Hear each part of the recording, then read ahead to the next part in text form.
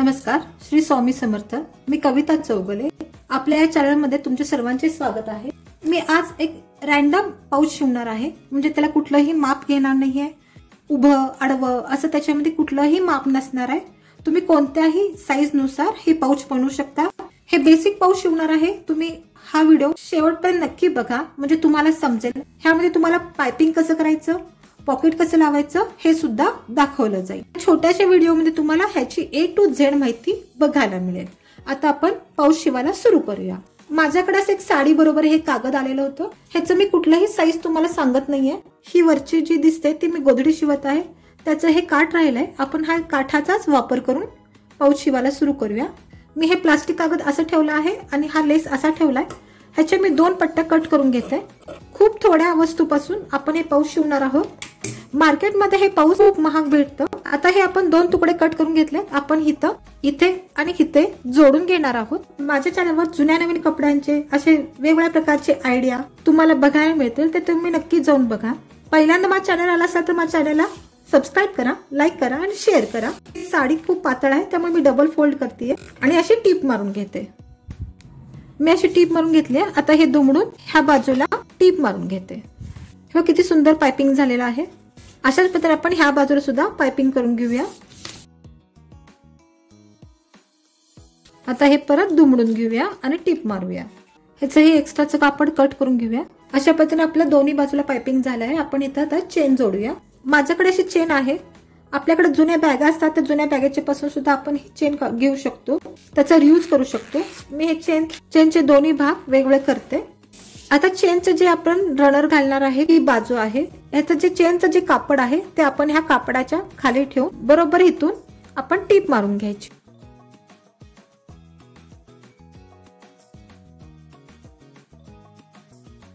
आपण इथे टीप मारून घेतली आहे। आता चेनच्या कडेने टीप मारून घेते, म्हणजे ते आपल्या रनर मध्ये अडकणार नाही।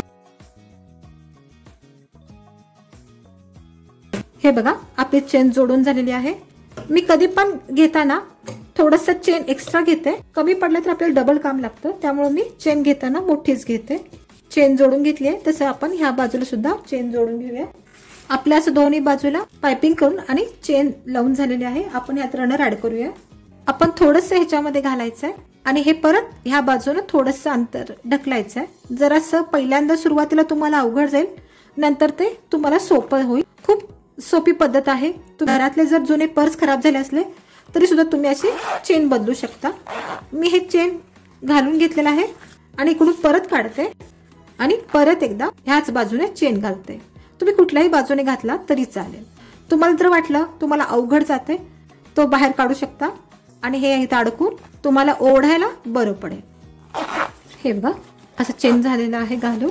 किती छोट्या वेळेत आपण पर्स शिवून झाले बघा, पाऊच शिवून झालेला आहे। तुम्ही अशी टीप मारला तर हा पहिल्या प्रकारचा पाऊच होतो। ह्या बाजूने ह्या बाजूने ह्या बाजूने जर टीप मारला तर तो दुसरा प्रकार होतो। तुम्हाला जर हवा असेल तर तुम्ही 1 इंच अंतर, इथं वरती 1 इंच अंतर सोडून अशा दोन्ही बाजूला टीप मारू शकता। हा तिसरा प्रकार झाला।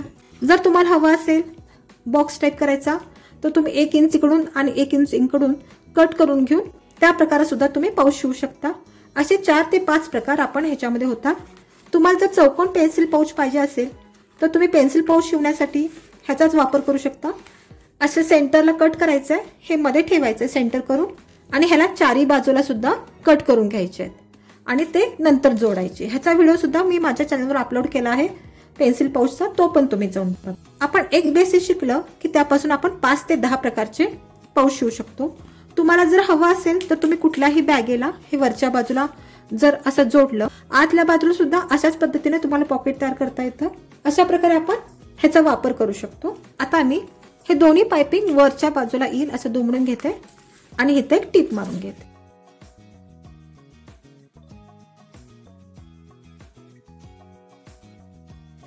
दोन्ही बाजूला टीप मारून घेऊया। अर्धा ते 1 इंच आपण परत एकदा दुमडून घेणार आहोत आणि अशी सरळ टीप मारणार आहोत। अशी टीप मारून घेतल्यावर आपण हे परत सरळ करणार आहोत आणि दुमडून घेणार आहोत। खूप सोप्या पद्धतीने मी तुम्हाला शिकवायचा प्रयत्न करत असते। तुम्हाला जर खरंच शिलाईमध्ये इंटरेस्ट असेल तर तुम्ही माझा व्हिडिओ नक्की बघत जावा। तुम्हाला खूप सोप्या पद्धतीने मी सांगायचा प्रयत्न करत असते, तुम्हाला खूप फायदा होईल।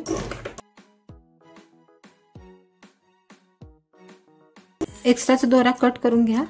कधी कधी काय होतं, आपण दोरा दिसला की हाताने तोडायचा प्रयत्न करतो आणि ह्याची पूर्ण शिलाई उसवून जाते. त्यामुळे आपण वेळच्या वेळी हे दोरे कट करून टाकायचे. हे बघा किती सुंदर पाऊच झालेला हा.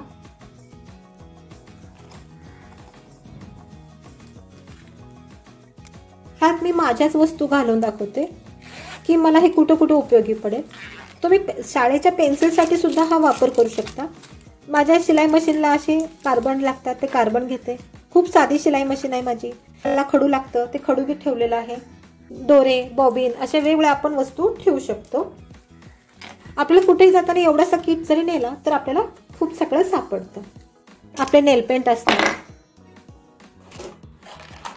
नेल रिमूव्हर असतं. हे असे आपले डबे असतात जे कानातले वगैरे आपण ठेवतो. हे असे वेगळे वेगळे आपण जर ठेवले तर ते आपल्याला लगेच सापडतात. तुम्हाला अजून ह्याच्यामध्ये सुद्धा भरपूर वस्तू ठेवायला जागा आहे. हे बघा. तर तुम्हाला माझा व्हिडिओ कसा वाटला ते नक्की सांगा. लाईक करा, शेअर करा आणि सबस्क्राईब करा. बेल आयकॉनला क्लिक करा, ज्यामुळे माझे रोजचे व्हिडिओ तुम्हाला बघायला मिळतील. धन्यवाद. श्री स्वामी समर्थ.